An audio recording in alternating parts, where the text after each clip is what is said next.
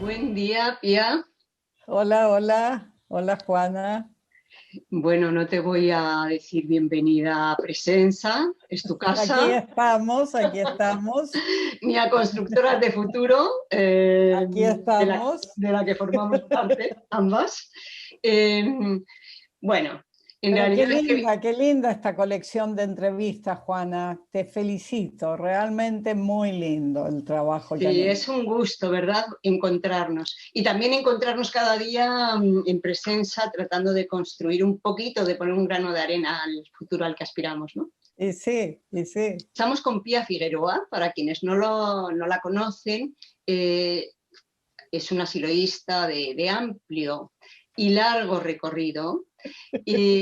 Fue viceministra en el primer gobierno después de la dictadura de Augusto Pinochet y ha vivido en varios países, se ha dedicado a levantar grupos, a construir grupos humanos a partir del nuevo humanismo universalista y fue co-creadora de esta agencia que ya lleva 12 años, Presenza. Pero Así es. hablaremos después de Presenza y de periodismo. Pía, después de recorrer países, de trabajar en muchos campos, de ser una investigadora del mundo interno del ser humano, pero también del acontecer diario, teníamos muchas ganas de hablar contigo para ver si nos ayudas a hacer un análisis del momento actual. Este momento tan paradójico y tan complejo al mismo tiempo, ¿no?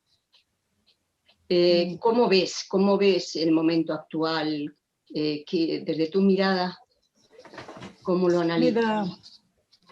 creo que se ha hablado mucho del momento actual. No solo se ha hablado, se ha escrito mucho.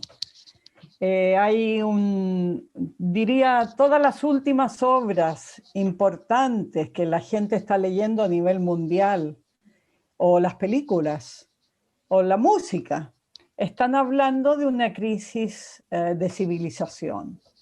No solamente de una crisis cualquiera, no se trata de una crisis económica o solo política, no, no, ya se habla del fin de este sistema. Entonces me parece que no vale mucho la pena seguir agregando elementos sobre esta crisis. Ya está todo descrito, o sea, léete Piketty y vas a enterarte de toda la parte económica.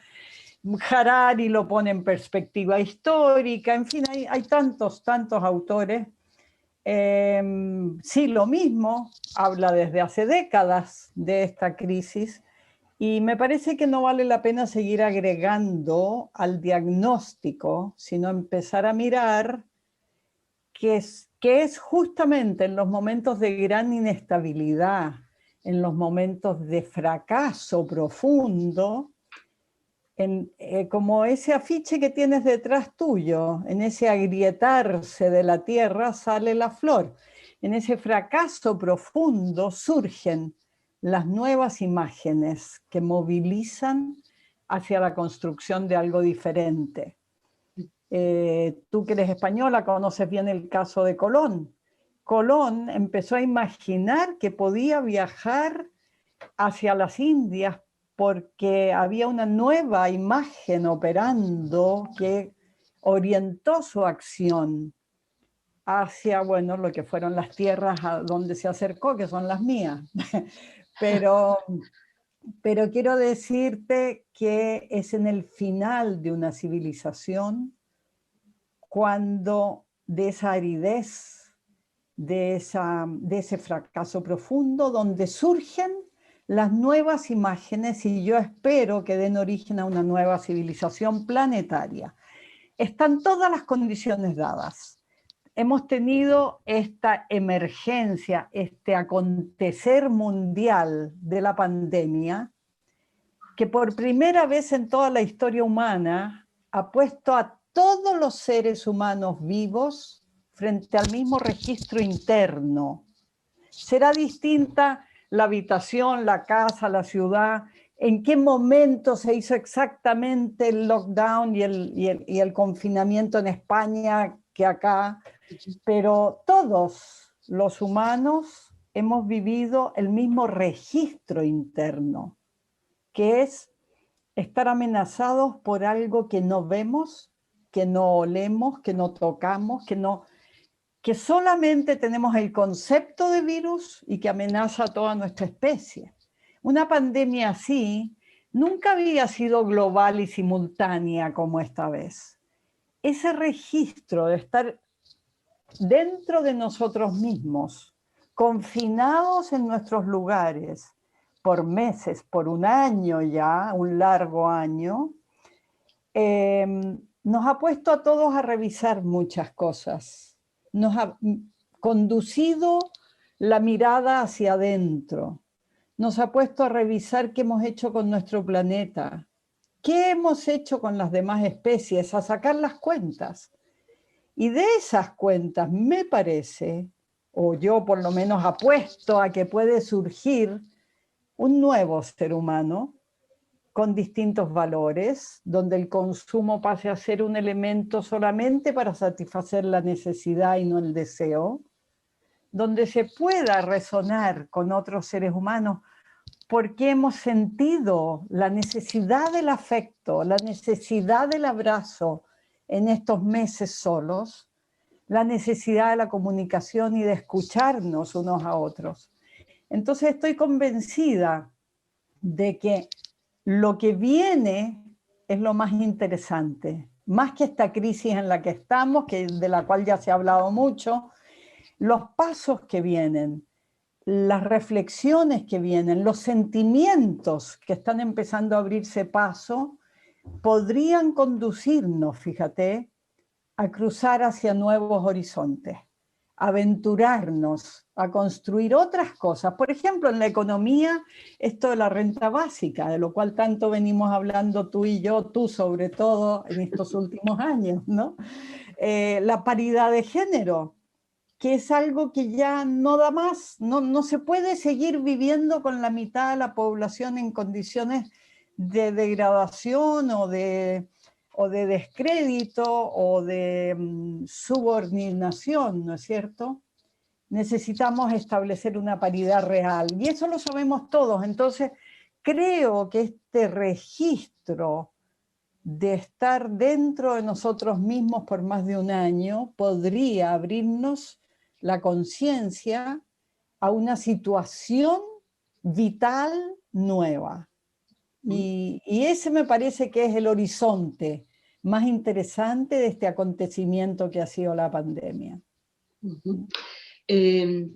Claro, en esta situación, bueno, no hemos comentado antes que además eres escritora de libros personales, por decirlo de algún modo, pero también colectivos, libros corales, y hace 12 años te incursionas en este mundo del periodismo.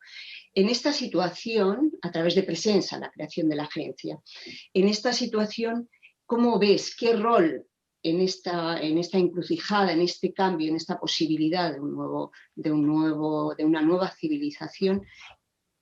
¿Cómo ves el papel o qué rol debería de cumplir el periodismo? Mira, Entiendo que es el rol al que aspiramos. En estos 12 años, Juana, sí, en estos 12 años hemos visto tú y yo, porque ambas venimos hace 12 años haciendo esta agencia, ¿no? Partimos juntas. Hemos publicado ya 2 libros de Presensa y justamente se llamaba el primero Encrucijadas hacia el futuro, qué sé yo, porque se veían distintas formas, y ya el segundo se llamaba La crisis global, porque ya estaba instalada esa crisis global de la que estamos tanto hablando. Y ahora estamos escribiendo un tercer libro a varias manos, las tuyas, las mías y las de otros, que es El periodismo no violento.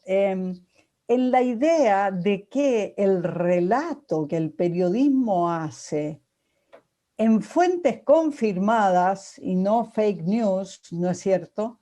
El relato que hace un periodismo consciente y fundamentado de ese nuevo mundo que viene, de ese horizonte hacia el que vamos, puede habilitar imágenes que efectivamente movilicen en nuevas direcciones. Entonces, ese periodismo que estamos haciendo, no violento, ese periodismo no discriminador, está poniendo el énfasis, el foco de la atención en los efectos de demostración, en lo que abre la puerta a un futuro distinto. Eso es lo que estamos tratando de marcar con este periodismo, no cualquier cosa. O sea, ¿qué nos importa a nosotros la farándula? ¿Qué nos importan? Un montón de cosas que a algunos medios les interesan mucho, ¿no? A nosotros lo que nos importa es cómo, por ejemplo, una pequeña colectividad indígena en el norte del Perú se organiza para rescatar su agricultura, su medicina, su agua, su manera de vivir, su buen vivir, y ponerlo al servicio de una cultura mayor en la región andina, donde ese buen vivir y esas buenas prácticas se estén rescatando, por ejemplo. O lo que está pasando con la adopción de la renta básica universal como un efecto de demostración en algunos experimentos iniciales que tienden a masificar esa propuesta. O lo que está pasando con los estudiantes, con tantos grupos que no son los actores principales de los grandes medios, porque obviamente no representan al sistema, pero que sí son, sin duda, los ejecutores del futuro, los que tienen en sus manos el destino humano.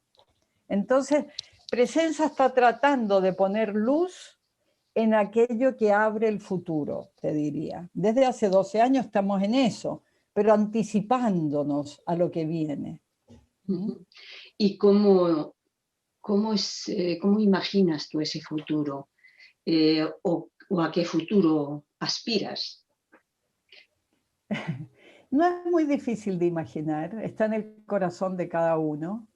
Es un futuro con bondad, es un futuro donde todos los seres humanos tengan cabida, y no solo los seres humanos, todas las especies puedan encontrar su lugar sin ser amenazadas por nadie, sin sufrir violencia ni discriminación. Y en el caso de los seres humanos, poder construir una sociedad universal, una nación humana universal, justa, sobre todo justa, donde se pueda efectivamente nacer, vivir, desarrollarse, crecer, morir en dignidad. Y no haya que estar rajuñando años de la vida para poder ganarse unos pesos y poder comer una sopa, ¿no? Es decir, donde se pueda vivir de acuerdo a lo que a uno más profundamente lo motiva. Y por supuesto, aspiro a un mundo donde el desastre ambiental se detenga, se le ponga fin y podamos reparar el daño que hemos hecho, podamos reforestar y repoblar con las especies en extinción este tremendo daño que hemos ya hecho. Bien, no sé si debería de haberte hecho esta pregunta que te voy a hacer ahora al comienzo, pero nos interesa mucho saber qué pasó, qué experiencia, qué búsqueda te llevó a entrar a militar o a participar de un movimiento mundial desde muy jovencita y de mantenerte décadas en él. Vamos al pasado lejano, remoto. Bueno, al pasado. Bueno, sí, pero sí, algo te mantiene en todo esto, ¿no? Quizás yo la misma. he estado, sí, muchos años ya.